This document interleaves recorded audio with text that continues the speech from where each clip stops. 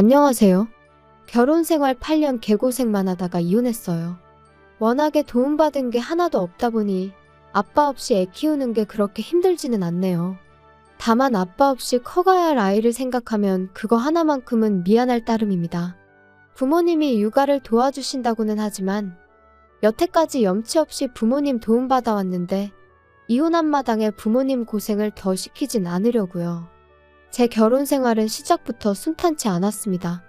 세상 어느 누가 결혼하면서 내 인생이 이렇게 꼬여버릴 거라고 생각을 하겠나요? 저 또한 남편과 결혼 준비를 하면서 앞으로 펼쳐질 행복하고 밝은 미래만 생각했어요. 한참 결혼 준비할 당시에 남편이 시부모님한테 결혼 자금으로 얼마 정도 받을 수 있다는 말을 꺼냈을 때 조금 부담스러웠습니다. 저희 집이 찢어지게 가난한 건 아니었지만 시댁과 비교했을 때 비교적 여유가 없는 편이었거든요. 애초에 저는 결혼할 때 집에서 지원을 받아오기보단 어떻게든 저희들 힘으로만 해결해 볼 계획이었어요. 그런데 남편이 집에서 큰 돈을 받아온다고 하니 괜히 부모님께 부담을 드리는 것 같아서 마음이 무거웠어요. 남편한테 솔직하게 나는 집에서 지원을 받아올 상황이 아니니 그냥 우리 힘으로 시작하는 게 어떻냐고 물었습니다. 남편은 형편 닿는 대로 하는 거지 무슨 걱정이냐며 저희 집에서 지원을 안 해줘도 우리 결혼하는데 아무 문제 없게 하겠다고 했지요. 그런 남편한테 미안하기도 하고 고맙기도 했어요. 그런데 결혼 준비가 막바지에 다다르는 가운데 시부모님이 난데없이 지원해주겠다고 하던 돈을 안 주겠다고 나오더라고요. 정확히는 말을 바꾼 거였어요. 돈이 없으면 몸으로 때우라는 논리였는지 시댁에 들어와서 살라고 하더라고요. 말을 꺼내놓은 게 있으니 남편은 많이 당황한 듯 보였으나 저는 저대로 오히려 마음이 편해졌어요.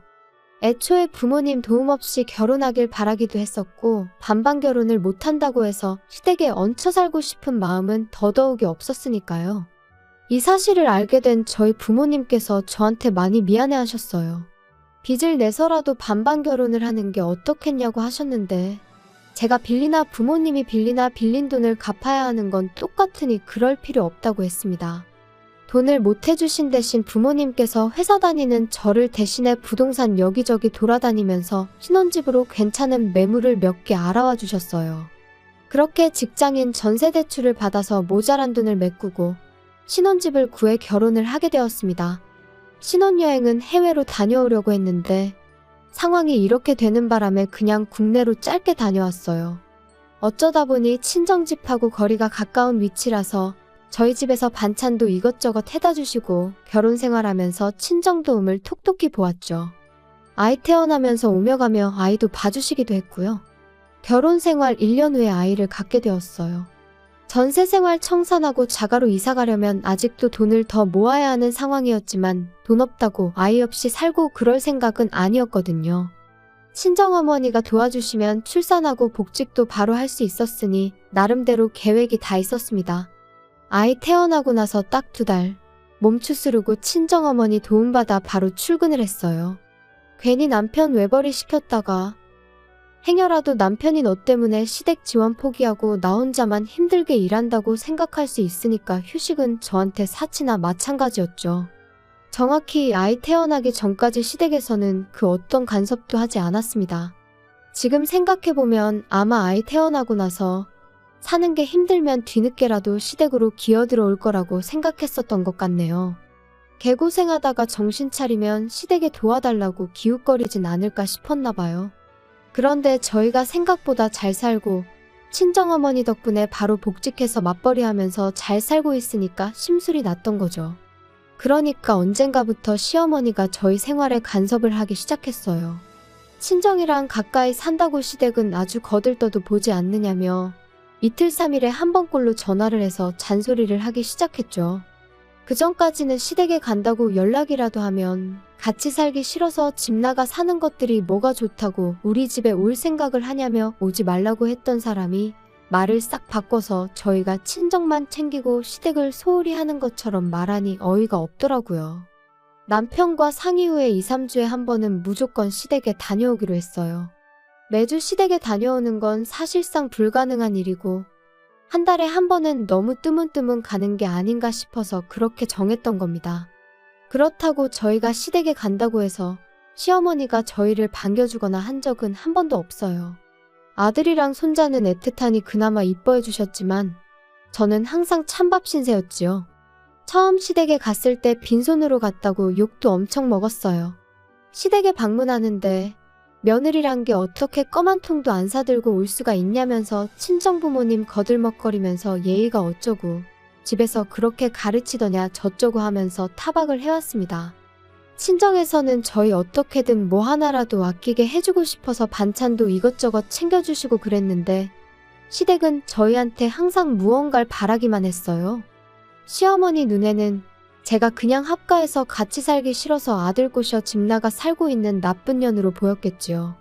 바보 같게도 저는 어떻게든 시어머니 마음을 돌려야겠다고 생각했고 그러려고 애를 많이 썼습니다. 시댁 갈 때마다 시어머니가 좋아한다는 계절과일이며 제철 음식들 사들고 가고 그랬습니다. 시어머니가 몸이 허한 것 같다 하면 한약도 몇 첩 지어서 가고 그랬어요. 맞벌이를 하고 있긴 했지만 2, 3주에 한 번씩 시댁에 가는 게 부담이 될 정도였지요.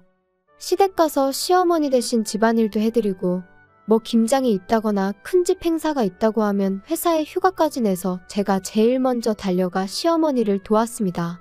하지만 제 정성이 역부족이었는지 시어머니 마음은 좀처럼 열리지 않았어요.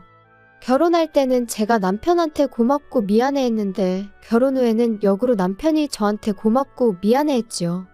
그렇게 결혼 생활 6년이 지나갔어요. 시댁에 시달려가면서도 열심히 일하고 아끼고 모아서 집을 사게 되었습니다.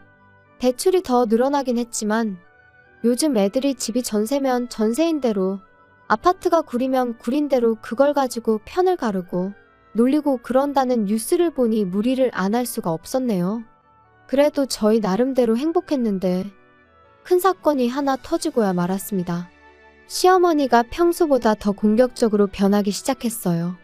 처음에는 저희가 이제 번듯한 집까지 갖게 되었으니 그게 열받아서 저한테 더 모질게 하는구나 싶었는데 가만 보니 했던 말을 자꾸 또 하는가 하기도 하고 뭘 자꾸 깜빡깜빡 하기도 했어요.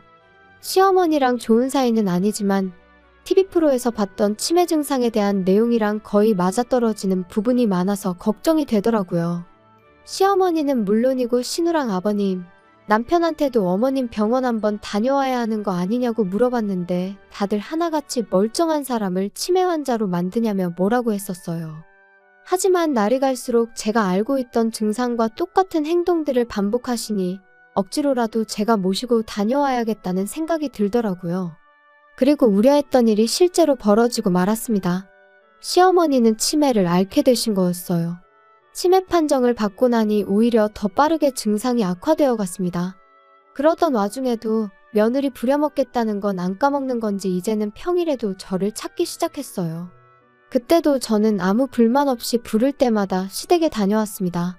그리고 그때부턴 2, 3주에 가던 것도 매주 다녀오게 되었고요. 아무리 시어머니가 저를 괴롭혔다고 해도 치매를 가지고 하늘이 응당한 벌을 내렸다는 생각이 들었다기보단 딱한 마음이 더 컸거든요. 그렇게 1년이 지나고 나니 그때부터는 집에서 대소변 실수도 하기 시작했어요. 전문 간병인이나 요양교육을 받았다면 모르겠지만 시어머니가 기억만 왔다 갔다 할 뿐이지 여장부 스타일에 힘도 좋으시거든요. 말인즉슨 저를 포함한 시가족 모두 시어머니를 어떻게 감당하기 힘든 상황까지 오게 되었다는 거였어요. 시댁에 돈이 없는 것도 아닌데 이 정도면 전문 간병인을 쓰거나 요양원을 보내는 게 맞지 않나 싶었어요. 시아버지가 좀 와달라는 연락에 최대한 시댁에 다녀오고 있긴 했지만 저도 회사 다니는 상황이어서 체력적으로 많이 힘들었고 제가 시댁에 가 있으면 시댁에 가 있는 만큼 저희 친정어머니도 대신 애 봐주시느라 저희 집에 발이 묶여서 계셔야 했거든요. 그러던 와중에 제가 둘째 아이를 임신하게 되었습니다. 집안 상황도 그렇다 보니 계획된 게 아니라 조금은 당황스러웠어요. 조심하지 못한 제 잘못이 크긴 했죠. 친정어머니가 거의 저 대신 첫째 아이 다 키워주신 거나 마찬가지인데 갓난쟁이를 또 처음부터 부탁하자니 죄송스러운 마음밖에 없었습니다. 막상 친정어머니는 첫째 혼자 외로웠을 텐데 둘째 생긴 게 참 잘된 일이라며 둘이고 셋이고 낳기만 하면 아이는 대신 다 봐줄 테니까 건강하게만 출산하라고 응원을 해주셨어요. 시댁은 상황이다 보니 둘째 이야기를 어떻게 꺼내야 할지 참 고민이 되었는데 언제까지 숨길 수 없는 노릇이었으니 그냥 날 잡고 찾아가서 시아버지한테 말씀드렸어요.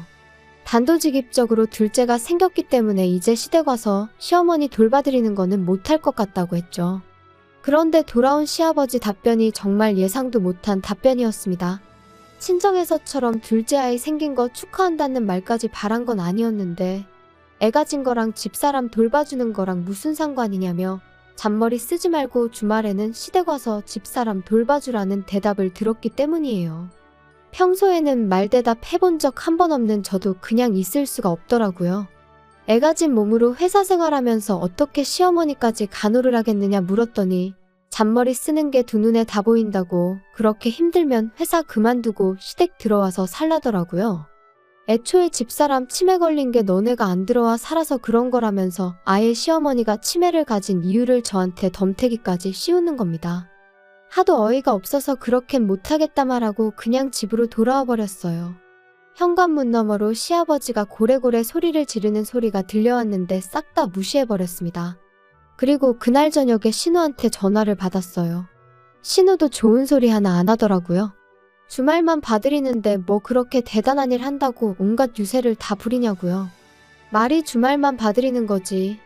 평일에도 시아버지가 부르면 몇 번이고 다녀왔고 주말에만 봐드리는 게 시어머니만 봐드리는 게 아니라 일주일치 집안일이 쌓여있는 거 다 해야 하고 시아버지 굶지 않게 일주일치 먹을 것도 대충 준비해놓고 가야 하는 거 모르냐고. 그럼 형님이 평일 내내 시어머니 간병해드리고 집안일도 다 해놓으라고. 그럼 제가 주말만 가서 어머님 봐드리는 거 생각해보겠다고 하고 전화 끊었습니다. 그런데 생각해보니 시어머니 문제로 시가족들한테 시달리고 있는 게 저라는 사실이 어이가 없더라고요. 남편이 중간에서 딱 교통정리 한 번만 해주면 쉽게 끝날 텐데 아버님한테도 저 혼자 말씀드리러 다녀왔고 신호전화 받는 동안도 남편은 애랑 놀아준다는 핑계로 아예 대화에는 끼지도 않았거든요. 그래서 남편 불러 세워놓고 한마디 했어요. 이럴 때 남편 역할이 뭐겠냐, 당신이 나서서 한마디 해줘야 하는 거 아니냐 했더니 이제 와서 남편이 자기 가족들 편을 들기 시작하더라고요. 다른 사람 일이면 자기가 가만히 있겠냐고. 그런데 다른 사람도 아니고 우리 엄마 일인데 어떻게 자식된 도리로 아픈 엄마를 내칠 수가 있겠냐고 뻔뻔하게 헛소리를 하는 거예요. 언제는 얼마나 챙겼다고 뻔뻔하게 내친다는 소리를 할 수 있느냐고 대번에 따져 물었어요. 우리 결혼생활 8년, 시댁에 왕래하기 시작한 지 6년 동안 당신이 시댁 가서 손가락 하나 까딱한 적이 있었냐고요. 시어머니 아프고 나서도 주말마다 가서 시어머니 케어하는 게 나였지 당신이 가서 뭐 하나 한 게 있느냐고 말이죠. 그리고 내가 언제 시어머니를 어디 뒷산에 고려장이라도 하고 오자고 제안했냐고. 나 말고 전문적으로 교육받은 간병인을 쓰던가 요양원에 모시자는 건데 어떻게 그걸 내친다는 표현을 할 수가 있느냐고 했죠. 제 말이 틀린 게 없는데도 남편은 요양원에 모신다는 게 무슨 뜻이냐. 요양원 보낸다는 게 그냥 목숨만 부지시키는 거지 죽게 내버려 두는 거랑 다르게 뭐냐고요. 아픈 사람 집에서 꾸역꾸역 모시면서 마누라 고생시키는 건 괜찮은 거냐고 따졌더니 누가 가족 아니랄까봐 지 누나가 했던 말이랑 아버지가 했던 말을 아주 짬뽕시켜서 대답을 하더라고요. 주말만 가는 건데 뭐가 어렵냐느니 하는 말은 참을 수 있었는데 이참에 시댁 들어가서 살면 어떻겠냐는 소리 나올 때는 아무리 저라도 욕이 절로 나오더라고요. 여태 내가 하는 말을 뭐 귓구멍이 아니라 뒷구멍으로 들었냐고. 아무튼 나는 어머님보다는 아이가 더 중요하니 더는 간병 못하겠으니 그렇게 알라고 딱 잘라서 말했습니다. 하다 안 되니까 남편이 성질을 부리기 시작했죠. 그럼 아직 멀쩡한 우리 엄마를 요양원에 보내자는 거냐고. 이게 시어머니 일이니까 그러지. 친정엄마 일이었으면 똑같이 했겠냐고 발악을 하기 시작하는데 어이가 없었습니다. 저도 한마디 해줬어요. 만약에 우리 집이 똑같은 상황이었으면 나는 주저하지 않고 요양원부터 알아봤을 거라고요. 대신 요양원에 못해도 시간 되는 대로 일주일에 2~3번은 다녀왔을 거라고 했더니 그제서야 아무 말도 못하더라고요. 하지만 남편은 이 일로 저한테 삐쳤는지 그 후로 며칠 동안은 저한테 말 한마디 안 걸어왔어요. 저한테 자기 화났다는 걸 티내려고 일부러 발소리 쿵쿵 내면서 걸어다니고 문이 부서져라 세게 닫아 제끼고 여태까지 힘을 합쳐 살아온 내 남편이 알고 봤더니 본성이 아주 옹졸하기 그지없는 사람이었다는 사실이 놀랍고 충격적이었습니다. 하루 이틀만 그랬으면 참는데 그 꼴을 일주일 내내 보고 있으니 저도 생각을 달리하게 되었습니다. 평소 친하게 지내던 직장 동료가 소개해준 변호사를 찾아가 조용히 이혼 준비를 시작했죠. 변호사가 알려주길 합의 이혼하는 게 가장 깔끔하긴 한데 자초지종을 들어보니 충분히 이혼 사유가 될 것 같다고 소송도 문제없다는 말을 해줬어요. 그래서 미리 이혼 서류만 만들어 놓았어요. 그래도 마음 한편으로는 남편이 시어머니 걱정에 저러는 거다. 저러는 건 한때고 곧 제정신 차려서 평소에 내 남편으로 돌아올 거라 믿었거든요. 그리고 시간이 지나 이혼 서류 만들어 놓은 그 주 주말이 되었어요. 제가 진짜로 시댁에 안 가고 집에 있으니까 그제서야 말을 걸어왔어요. 우물쭈물하면서 자기가 곰곰이 생각해봤다고 좋은 해결 방법이 있는 것 같은데 한번 드러나 보겠냐 하더라고요. 무슨 소린가 들어는 봐야겠다 싶어서 말해보라고 했어요. 그랬더니 남편이 당장 내일이라도 시어머니를 우리 집으로 모시면 어떻겠냐는 소리를 하는 거예요. 어차피 장모님이 아침에 오셔서 아이 돌봐주시지 않냐. 그럼 낮 동안에는 장모님이 우리 엄마 간병을 좀 해주고 퇴근하고 오면 우리가 간병하면 되는 거 아니겠냐고요. 시댁에 오며 가며 시간 낭비할 일 없으니까 좋은 아이디어 아니겠냐고 하는데 그걸 해결 방법이라고 떠벌리고 있는 인간을 보니 오만정이 다 떨어지더라고요. 무슨 약이라도 잘못 먹었나 싶기까지 했어요. 그게 아니고서야 어떻게 맨정신으로 저딴 소리를 해결 방법이랍시고 짓거릴 수나 있는지 싶었거든요.